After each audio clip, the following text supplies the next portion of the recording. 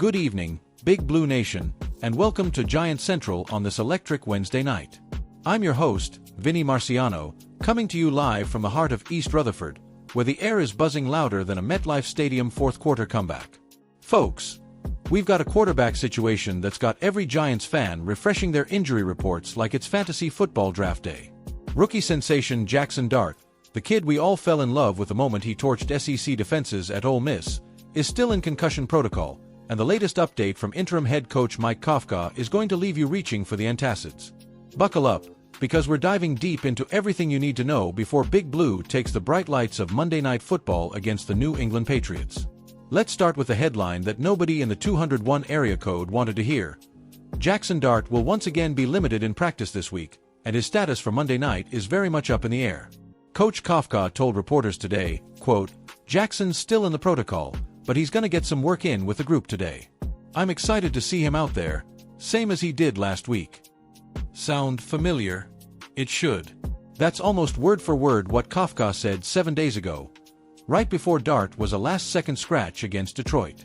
The optimism is there, but the caution tape is still wrapped tight around the rookie's helmet. Rewind to Week 10 in Chicago. The Giants are hanging tough with the Bears. Dart scrambles, takes a vicious helmet-to-helmet hit, and just like that, lights out. He's been in the league's 5-phase concussion protocol ever since. 2 full games missed.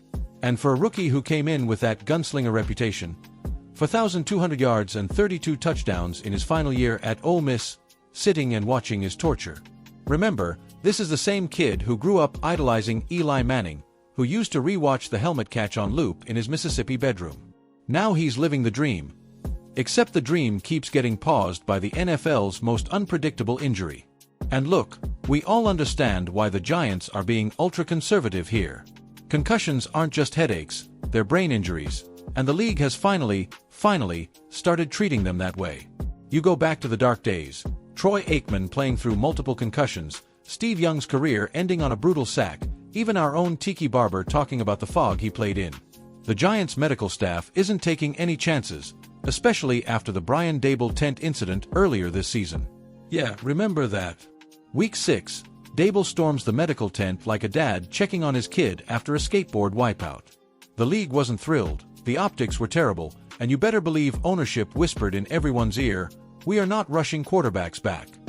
So if it feels like Dart is moving in slow motion through this protocol, that's by design. Now, let's talk about the elephant in the room, or should I say the cannon-armed veteran holding the clipboard. Jameis Winston, ladies and gentlemen. The same Jameis Winston who once threw for 5,000 yards in a season and 30 interceptions. The same Jameis who ate a W after a loss. We still love you for that, man. Well, in the last 2 weeks, famous Jameis has been anything but infamous.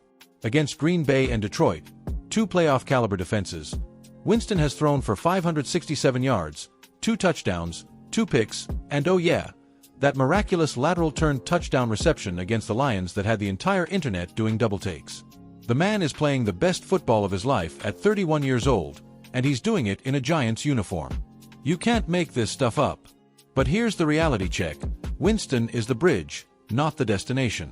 The Giants traded up, way up, to draft Jackson Dart because they believe he's the long-term answer under center. The dual-threat ability, the 4.5 speed, the absolute cannon attached to his right shoulder. This kid is supposed to be the next great Giants quarterback in a lineage that includes Phil Simms, Eli Manning, and yes, even Kerry Collins during those magical 2000 playoff runs. And right now, every snap Winston takes is a snap Dart isn't getting those priceless rookie reps. Let's put some historical context on this. The last time the Giants had a rookie quarterback this hyped? Daniel Jones in 2019. Also taken 6th overall. DJ missed 4 games his rookie year with a high ankle sprain and still finished with 3,000 yards #X2013. Pretty solid. But Dart was supposed to be different. He was supposed to be the day 1 starter, the guy who could carry this offense the way Lamar Jackson carries Baltimore or the way Jalen Hurts carries Philly. Instead, he's learning the hardest lesson any mobile quarterback can learn. Father Time is undefeated, but the turf at Soldier Field is a close second. And speaking of mobile quarterbacks learning lessons, can we talk about sliding for a second? Because this has become the hottest debate in Giants Twitter. Dart's refusal to slide on some of those scrambles has been a topic since preseason. He plays like he's still in the SEC, trying to truck safeties instead of living to fight another down. Well, message received, kid. 2 missed games later, you better believe Jackson Dart has watched every single angle of that Bears hit 1,000 times. If and when he comes back, expect to see a much quicker whistle blow from number 2. Protect yourself, protect the team. That's QB 101 in today's NFL. Now, let's zoom out and look at the bigger picture. The Giants sit at 2-9. Season's toast. We're not sugarcoating it. But these final 6 games, Patriots, Saints, Ravens, Falcons, Colts, and the season finale against Philly, they're all about 2026. Every rep for Dart, every target to Malik Neighbors, who, by the way, is already breaking rookie records left and right, every snap for this revamped offensive line, it's all foundation building. And on defense, Dexter Lawrence is playing like the best nose tackle in football. Brian Burns is finally looking like the edge rusher we traded for. Kayvon Thibodeau is starting to put it all together.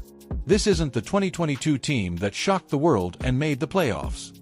This is the 2025 team that's about to shock the world in a completely different way, by being scary good, very soon.